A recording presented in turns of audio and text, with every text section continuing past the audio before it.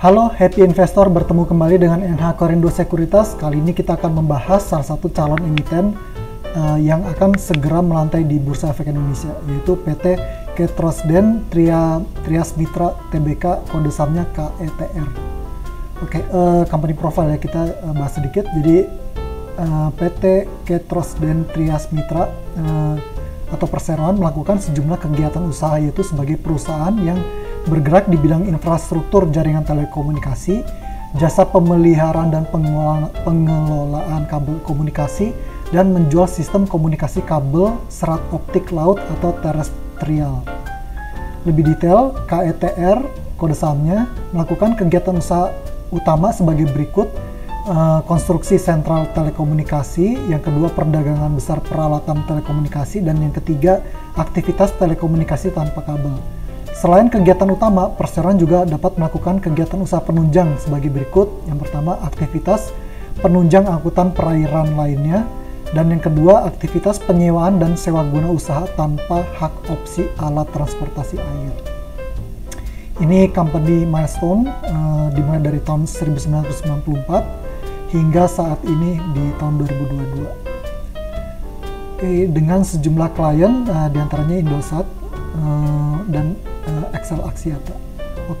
Berikutnya adalah struktur IPO.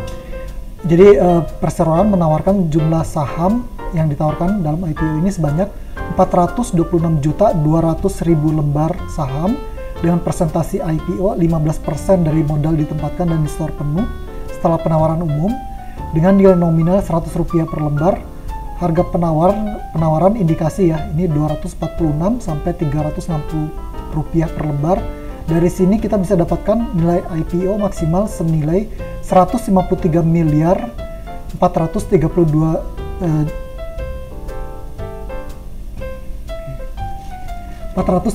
juta.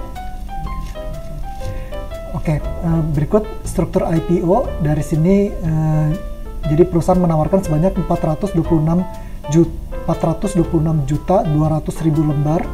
Presentasi IPO 15% dari modal ditempatkan dan di store penuh setelah penawaran umum. Nilai nominal Rp100 per lembar dengan harga penawaran indikasi ya Rp246 hingga Rp360 per lembar saham. Dari sini kita bisa dapatkan nilai IPO maksimal Rp153 miliar 432 juta rupiah. Oh, sorry. 150. Benar, udah benar kan? Udah. 153 miliar 432 juta. Iya bener. Gue mikirnya apa lagi. Kita masuk ke struktur IPO. Dari sini jadi perusahaan menawarkan sebanyak 426.200.000 lembar saham dengan presentasi IPO 15% dari modal ditempatkan dan di store penuh setelah penawaran umum.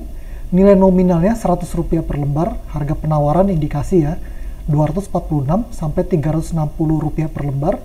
Dari sini kita bisa dapatkan nilai IPO maksimal Rp153 miliar 432 juta dan penjamin emisi PT Sinhan Sekuritas Indonesia. Berikut posisi sebelum penawaran umum perdana saham dan setelah penawaran umum perdana saham dengan nilai porsi masyarakat sebesar 15%. Bersamaan dengan penawaran umum IPO saham, perseroan juga memiliki mengadakan program manajemen stock option atau MSOP dengan jumlah saham sebanyak 241.506.200 lembar dengan presentasi program MSOP ya 10% dari jumlah modal ditempatkan dan di store penuh perseroan. Ini terlampir posisi setelah penawaran umum perdana saham dan sebelum penawaran MSOP, dan posisi setelah penawaran umum perdana saham dan setelah penawaran pelaksanaan MSOP. Berikut kita masuk ke jadwal IPO. Masa penawaran awal itu mulai 20 sampai 26 Oktober, efektifnya 31 Oktober. Penawaran umum 1 sampai 3 November dengan penjatahan pada 3 November. Distribusi saham pada 4 November dan tanggal pencatatan pada Bursa Efek Indonesia pada 7 November 2022. Rencana penggunaan dana hasil IPO sebagian besar sekitar 90% itu tambahan modal anak perusahaan PT TMI dengan mekanisme, jadi dari 90% ini di breakdown lagi sebesar 80% tambahan modal untuk anak perusahaan yang dimiliki secara tidak langsung oleh perseroan, yaitu PT JMP, dan sisanya 10% untuk modal kerja untuk membiayai kegiatan operasional proyek. Oke, dari secara garis besar sisanya 10% lagi itu untuk membiayai kegiatan operasional proyek untuk segmen bisnis developer, kontraktor, serta jasa pemeliharaan dan pengelolaan jaringan telekomunikasi. Competitive advantage yang pertama, memiliki hubungan yang kuat dengan operator telekomunikasi di Indonesia. Industri telekomunikasi dan informatika Indonesia yang terus berkembang. Yang berikutnya, perjanjian layanan pemeliharaan berjangka panjang yang memberikan recurring income bagi perseroan, pengalaman membangun dan memelihara jaringan kabel bawah laut, memiliki sinergi dengan kegiatan usaha pemegang saham. Selain itu, perseroan juga memiliki margin keuntungan yang tinggi. Resiko-resiko yang dihadapi oleh perseroan, yang pertama kita akan bahas resiko utama, yaitu resiko bisnis developer atas tidak terjualnya jaringan yang sudah dibangun. Adapun resiko usaha, 3 diantaranya resiko pendanaan dan beban keuangan, resiko perizinan, resiko perubahan teknologi kabel serat optik. Sementara untuk resiko umum, itu perseroan menghadapi resiko makroekonomi ya. Kemudian resiko atas kebijakan atau peraturan pemerintah.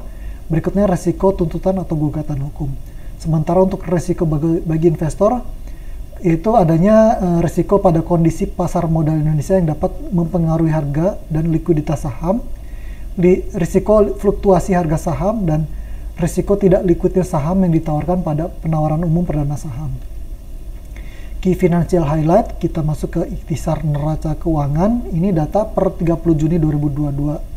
Di mana dari sini kita bisa dapatkan sejumlah rasio seperti current ratio sebesar 7,86 kali, debt to equity ratio sebesar 1,03 kali,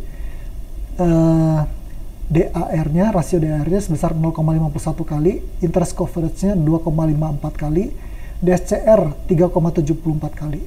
Sementara untuk ikhtisar laporan laba rugi, sama data per 30 Juni 2022, gross profit margin-nya 58,77%, net profit margin 34,33%, return on asset 1,99%, return on equity 4,03%, revenue growth itu